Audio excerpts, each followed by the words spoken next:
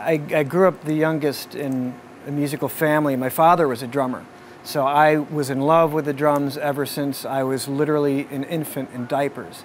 I couldn't wait for my father to come home, and he'd come home with the drums, and that always excited me. He wasn't much of a technician. He was, was more of a timekeeper, and that's something he tried to instill into me. There's different kinds of music coming from every room in the house. My mother was a singer-actress. My two older brothers, respectively, played bass and piano. So I kind of rounded out the rhythm section. So we grew up, three boys that would play baseball, and then we'd go inside and we'd play music. Whether it was Beethoven, Kiss, Led Zeppelin, Count Basie, Miles Davis, Chicago, whatever. There was always different music coming from in the house, and it was a great way, a supportive way to give myself a musical foundation. I was very fortunate in that regard.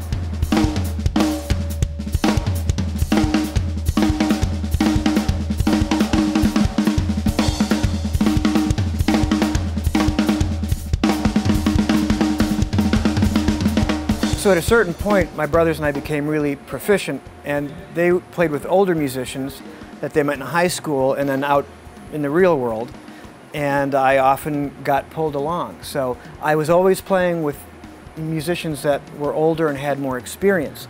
And by the time I was like 8 or 9, I was gigging fairly regularly. So that was great on-the-job training, playing music, everything from rock, reggae, the Fascination Waltz, old-timey stuff, and reading charts. And that really was my education, So by the time I got to Berkeley, I had a lot of stuff, fairly together or in place that could be molded a little bit more and honed in on. And that's sort of what Berkeley was for me. I only had money to go 1 year. I looked at it as I want to be responsible. There's a lot of irresponsible musicians, and there's simple things that you can do to accelerate your career. By being on time, being prepared, having the right gear, and just being a good guy and leaving people happy that you were there, especially the guy who's signing the check. And then you get called back, and then other musicians recommend you for other things. So that was sort of the snowball effect that I was striving for.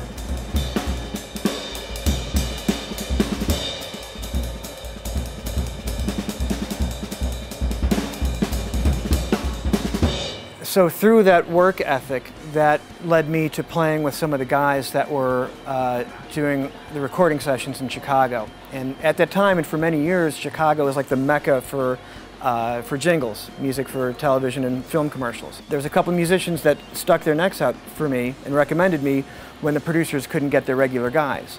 So still with that same work ethic of knowing when to talk, knowing when to shut up, not being afraid to ask questions if you have a question on a chart.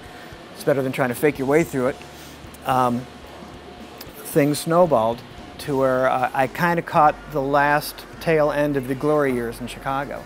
It was right around that time is when I got the call from Styx to essentially go in and ghost drum for John Panazzo, Styx's original drummer, who is in ill health, for the remake of Lady for the Greatest Hits package.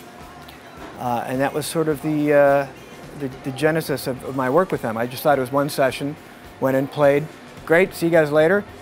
They called me back to do another session a year later in early '96, and I kind of got the feeling that something was brewing. And a couple days after the session, James Young called me and said, well, what are you doing this summer? So I've sort of been here ever since. I mean, I just thought it was going to be one tour and that was it. And here we are 14 years later. But I thought was just one session, and what I thought was just one tour has turned into probably what most people know me for. We've really gone towards a high-energy live rock show that's pretty much, both barrels blasting the whole time. I mean, there's an ebb and flow to the show. But really, once a band is tethered to people's memories, that's a powerful thing, and that's why bands like Styx can always go out and play. Thankfully, I mean, there's always an audience of people that want to come and see the show. And that's something I don't take for granted. Being that I was a fan of the band, I saw the band 3 times as a kid growing up. So to end up in the band is, I mean, it's something you can't even imagine. You can't even comprehend that sort of thing happening.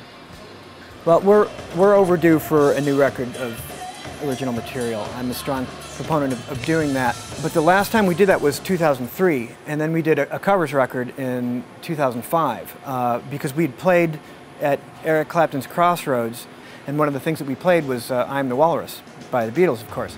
And all of a sudden, all the interviews for all the stations that Jay was doing interviews for, said, oh yeah, send us a copy. And before you know it, we had on classic rock radio a #2 hit behind U2 with something that wasn't on an album. It wasn't even a saleable item.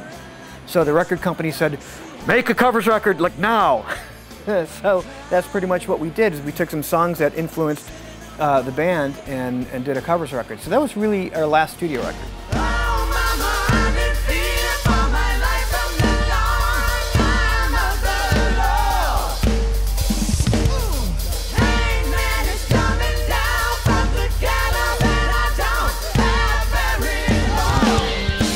I first got the call to work with Brian Wilson from the guy that was producing him at the time, a guy named Joe Thomas in Chicago. And he'd already recorded most of the record with a lot of Nashville guys, and there's still a couple tracks left, so he called me in to do it. And then Brian was going to do 2 short legs of a tour. And Brian had never done a solo tour before. So he asked me if I was available to do it, and I was on break from Styx. So it was this wonderful 10-piece band that got together to really lovingly recreate Brian's music. It's just great to play that music. I mean, he's written songs that will last for generations to come. You know, God Only Knows, Don't Worry Baby. Those are 2 of the most amazing pop songs of the 20th century.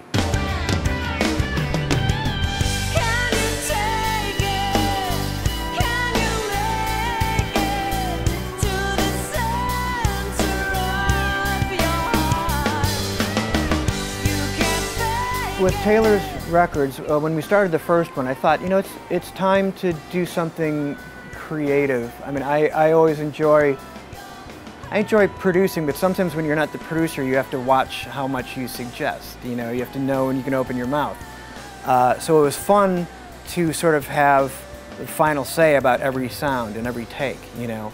So I worked with Scott Bennett, who I go way back with in sessions in Chicago, and was in the Falling Melendez with him. Scotty and I worked with Taylor on her first record, Lullaby, which came out in 2007, and then her second record, Under the Surface, came out last year.